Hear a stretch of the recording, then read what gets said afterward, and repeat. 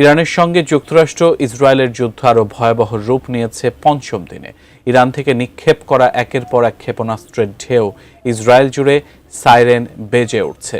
সেই ক্ষেপণাস্ত্রগুলো প্রতিহত করার চেষ্টায় বিকট শব্দে প্রকম্পিত হচ্ছে চারপাশ।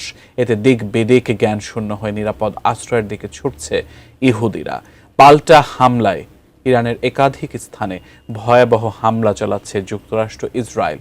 এমন পরিস্থিতিতে যুদ্ধের মধ্যে বাংলাদেশ সরকারের কাছে প্রত্যাশা রেখে বার্তা দিয়েছে ইরান। বিস্তারিত জানাচ্ছেন শেখ ফরিদ। যুদ্ধের ময়দানে অনড় দুই পক্ষই। ২৮ ফেব্রুয়ারি থেকে শুরু হওয়া যুদ্ধের পঞ্চম দিন সকালেও ইরানে নতুন করে ব্যাপক বিমান হামলা চালিয়েছে দখলদার ইসরায়েল। হামলা হয়েছে দেশটির ক্ষেপণাস্ত্র উৎক্ষেপণ কেন্দ্র এবং একটি পারমাণবিক গবেষণা কেন্দ্রে। যুক্তরাষ্ট্র ইসরায়েলের যৌথ হামলায় এখন পর্যন্ত ইরানে হতাহতের সংখ্যা ছাড়িয়েছে ১,০০০। পাশাপাশি লেবাননেও ব্যাপক বিমান হামলা চালিয়েছে নেতানিয়াহুর বাহিনী। জবাবে ইসরায়েলে দফায় দফায় ক্ষেপণাস্ত্র ও ড্রোন হামলা চালিয়েছে আইআরজিসি। প্রাণঘি মানেও ঘ্রাণে যে কোনো খাবারই আনে ঐতিহ্যের অতুলনীয় স্বাদ। প্রাণঘি ঘ্রাণেই পরিচিত। এছাড়া কাতারে আল উদেইদ মার্কিন বিমান ঘাঁটিতে হামলাও করেছে আয়াতুল্লাহ বাহিনী। গত ৩ মার্চ রাতে ড্রোন হামলা হয়েছে দুবাইয়ে মার্কিন কনসুলেটের কাছে। ইরান কিংবা ইসরায়েল যুক্তরাষ্ট্র কেউই পিছু হটছে না যুদ্ধের ময়দান থেকে।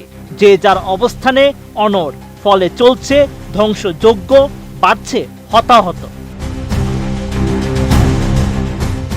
এমন পরিস্থিতিতে যুদ্ধের মধ্যেই বাংলাদেশের কাছে প্রত্যাশা ব্যক্ত করে একটি বার্তা দিয়েছে ইরান।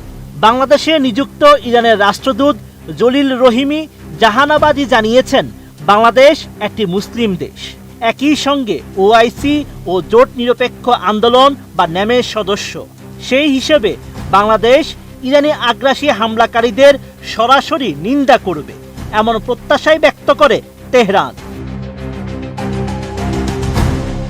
৪ মার্চ ঢাকার ইরান দূতাবাসে আয়োজিত এক সংবাদ সম্মেলনে এমন কথা জানান ইরানের রাষ্ট্রদূত।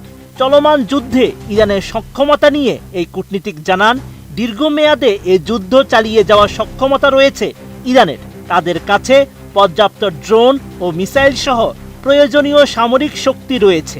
তেহরান অন্য কোনো দেশের কাছ থেকে লজিস্টিক সাপোর্ট চায় না। তারা শুধু চায় একটি মুসলিম দেশ আক্রান্ত হলে অন্য মুসলিম দেশগুলো তার প্রতি সহানুভূতি ও সমর্থন প্রকাশ করবে। এছাড়াও ইরানে অবস্থানরত বাংলাদেশি শিক্ষার্থীদের নিরাপদ স্থানে সরিয়ে নেওয়ার বিষয়ে রাষ্ট্রদূত জাহানাবাদী জানান, কত সংখ্যক বাংলাদেশি ইরানে রয়েছে তার সঠিক পরিসংখ্যান এই মুহূর্তে তার হাতে নেই। তবে তিনি এতটুকুই জানেন, তেহরানে অবস্থিত বাংলাদেশ দূতাবাস ইরানের পররাষ্ট্র মন্ত্রণালয়ের সঙ্গে নিয়মিত যোগাযোগ রক্ষা করছে। যখনই কোনো ধরনের সহযোগিতা চাওয়া হবে, ইরান সরকার সেই অনুযায়ী সর্বোচ্চ ও উপযুক্ত ব্যবস্থা গ্রহণ করবে। Sheikh Farid, ATN news.